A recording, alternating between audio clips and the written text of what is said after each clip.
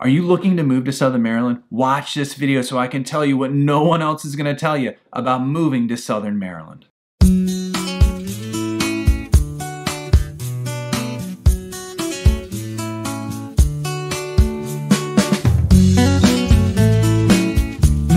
All right, what's up everybody? This is Rob Schou with eXp Realty. If you're looking to move to Southern Maryland, use that contact information below. Call me, text me, and I'd be happy to help you make that move a heck of a lot easier. You can also scroll down to the first comment, click on the link, and it'll schedule a Zoom meeting one-on-one with me, and we can talk about your home buying needs when moving to Maryland. And last but not least, if this content is helpful and you want to see more of it, make sure you click the subscribe button, click the little bell so you're notified every single time we put out new content about moving to Southern Maryland. All right, so today what we're going to talk about is some of the things that no one is going to tell you when you move to Southern Maryland.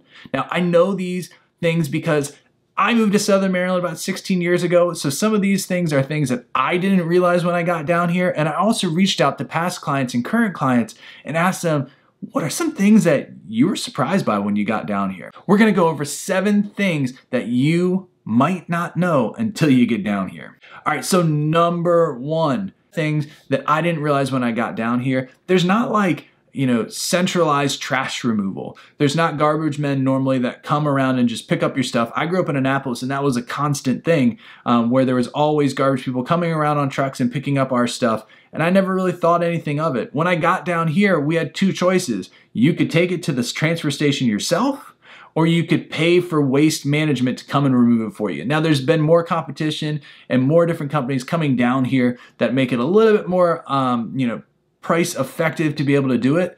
But for me, I just got a truck and I just decided I would start taking my stuff to the transfer station myself. Now the transfer station is nothing more than a big, huge dumpster that you throw your trash into. It has separate places for recycling. It also has oil recycling and all different other types of stuff.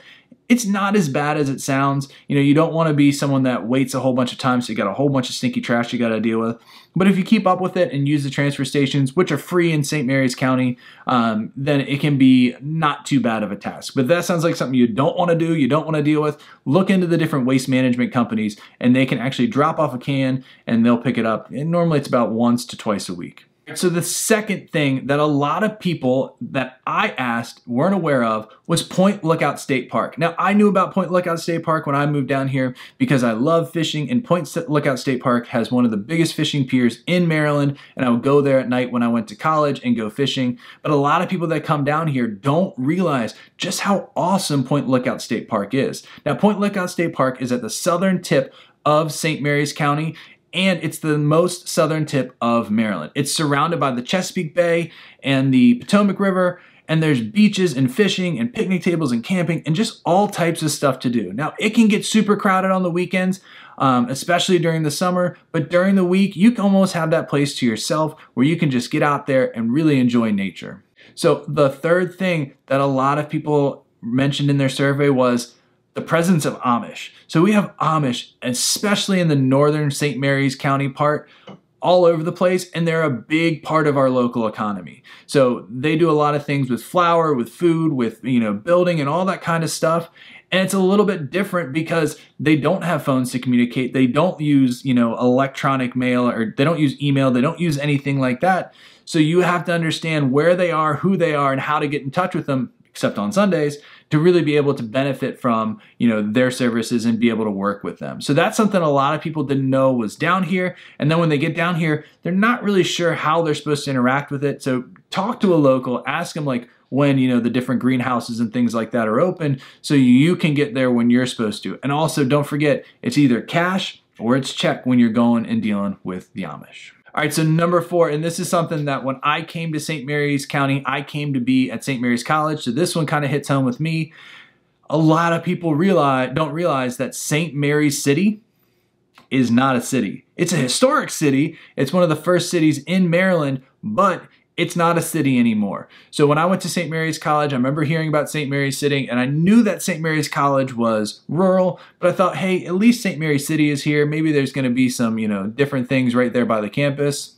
No, it literally is just a historical site with a living museum, which is awesome, but it's not a city. So a lot of people go down there thinking there's going to be more stuff, and it's just not, more creature comforts, and it's just not there. Now, in hindsight, I was kind of like a little disappointed when I first found that out, but as I got used to it and really loved that rural area down at St. Mary's College, I'm kind of happy it's not a big city down there, because it would definitely take away from the charm of St. Mary's County. Okay, so something that my wife actually, because she moved down here from Pennsylvania, something my wife said that she was really shocked about when she moved down here. She came from Pennsylvania where there was back roads, shortcuts, and all that kind of stuff all throughout Pennsylvania. There was more than one way to get everywhere. But in St. Mary's County, we don't really have that, but in Southern Maryland, we don't really have that. There's not a whole bunch of back roads and shortcuts because there's lots of water and creeks that make it so roads kind of stop. You can't really get many places more than one way. Thinking about getting from St. Mary's County to Calvert County, there's only 2 bridges to get over there. So you're kind of limited on how you can get there. So, if you're thinking about like traffic and stuff like that, and you're thinking about, oh, I can take this shortcut to get there, or that back road to get there, it's limited compared to other areas, in the United States. All right, so number 6, and probably my favorite thing, crabs are a constant thing of life. So if you go to a party and they have food and kind of stuff like that, there's a good chance they're either talking about getting crabs or they have crabs. Now, I go crabbing and get crabs myself. Sometimes we'll buy them too, but it's just a Southern Maryland thing, and especially a Maryland thing, where if you're at a cookout, you're probably going to sit down, you're going to pick some crabs with some people and just enjoy the company. Now remember, most of the time you're not going to be able to fill up on crabs. It takes a while to pick them for a lot of people, so there's going to be other stuff there. So if you hear that they're having a barbecue, they're having a cookout, and they're going to have crabs, bring some sort of side for the party too. That way there's some extra food there as well. All right, and my last thing, and I think this kind of goes with the crabs perfectly, number 7 is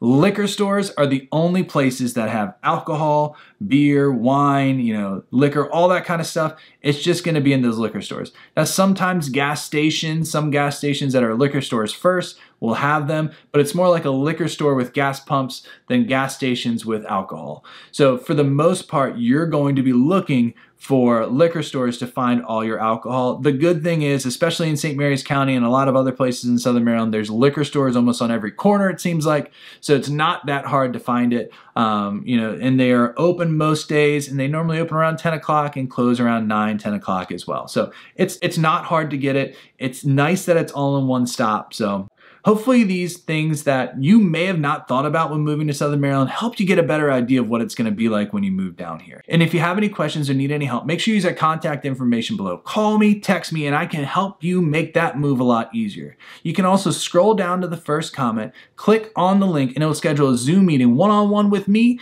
and we can talk about your home buying needs. And last but not least, if you find this content helpful and you want to see more of it, make sure you click the subscribe button, click the little bell so you're notified every single time we put out new content. Hope to see you on the next video.